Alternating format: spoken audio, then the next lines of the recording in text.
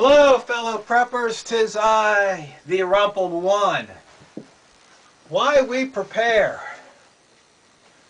Once again, across the country, we've had some snowstorms, power outages. We've got Obama going after a certain type of bullets, so bullet prices are going up, so I hope you got yours.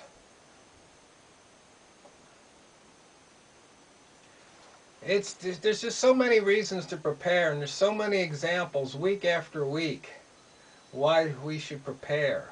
Shortages. Right now over in Russia, economic collapse, people are expected to pay 55% of their income for food. Let me say that again slowly. In Russia, this year, people are going to be expected to pay up to 55% of their income for food. You know, it's kind of funny, too, because Putin, he only makes about $61,000 a year U.S. I mean, because the Russian ruble, it's becoming worthless. And I think he gets about $3.7 million a year in salary, but it's only worth about 61,000 U.S. So I guess he's really not that highly paid. But of course, I'm sure he has other means of income and acquiring goods and assets. But see, here in America at home, I mean, I've already seen gas prices go from a low here in Mayberry, $2.08 a gallon. Right now, it's about $2.84 a gallon. That's almost a 40% jump off the bottom in about a month or so. I mean, that's a huge increase, people. A huge increase. And that's the type of thing where it could happen to anything at any time. Any product. I mean, what's to stop it from not doing another 40% and then another? Nothing. Just the economy. And the thing is, even when oil prices went down, we didn't see a corresponding drop in food prices. You know, the good news is that here in the U.S., we pay less as a percentage for our food, percentage of income, than any other country in the world. Only problem is that we've made food so cheap, we've made cheap food, meaning the food we eat is making some of us obese and leading to things like cancer and heart disease. It's all because of the food and how they put the corn and high fructose corn syrup in so many things. Because corn's gotten cheap. You know, over the past 4 decades from the 70s, we've pretty much tripled corn production, going from about 4 billion to 12 billion bushels a year. Just incredible. But there's a cost because, see, we as taxpayers, we subsidize the corn industry, you know, government subsidies. So we might not pay it out of this pocket, but we're paying it out of that pocket. So it's still costing us. One other thing I want to talk about is just in general, preparing. You know, each one of us prepares for a different reason. And it's funny because we know as preppers there's a lot of people calling us crazy because we prepare, because we have, you know, water stocked up and fuel stocked up, food stocked up, so we can go for a couple of weeks or a couple of months, in some cases a couple of years before we have to go to the store.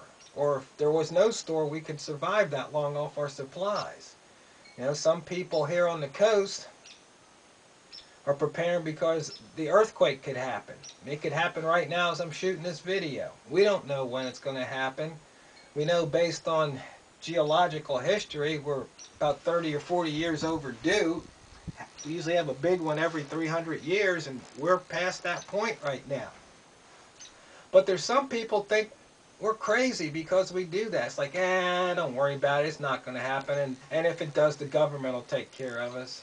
Well, we all know that's not going to work out.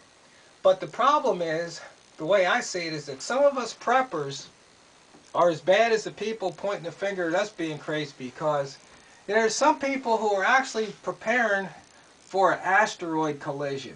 And we think they're crazy, you know, tin hat wearers. You know, that they might as well be preparing for an invasion from Mars. But the thing is, they're preparing, so we should embrace them, not put them down because they think there could be an asteroid collision. On one of the prepper sites, somebody's going, this is crazy because somebody posted a link to a page that talked about an asteroid collision. And it was like, oh, they're just, scare tactics and all that. I say, well, maybe that's a little extreme, but it's still about prepping. I caught a lot of flack over that. But then the funny thing is up here at the local community college here in Mayberry County, this past Saturday night, there's this, well-known professor from, I think he was from UCLA, was here speaking about, death from space. Talking about, how over the history of the Earth we've been hit by asteroids. So, I mean, it's not as loony bin as what some people want to make it out to be. And I just think that preppers should be a little more open-minded and say, just because somebody else is preparing for something different doesn't make them crazy. Because I posted 2 questions on a bunch of prepper Facebook pages. It's like, if you prepare for a reason that somebody else isn't preparing for, does that make you smart? And if they're preparing for a reason that you don't prepare for, does that make them crazy?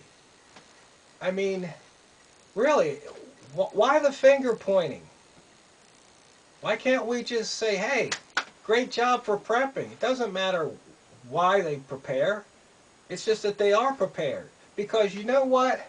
That guy for the asteroid, preparing for the asteroid collision is going to be just as well, if not better prepared than maybe for the guy who's, preparing for the earthquake or for, a grid down situation, EMP or something. Some people think it's crazy to prepare for an EMP. Oh, that'll never happen. Solar flare. Oh, that'll never happen. So the thing is, sure, if you do a threat matrix where you list all the possibilities and you list the probabilities, sure, some of these things are, 1 in a billion or more chances. But the thing is, they're still preparing. So anything that's less than 1 in a billion, they're prepared. They've got it covered.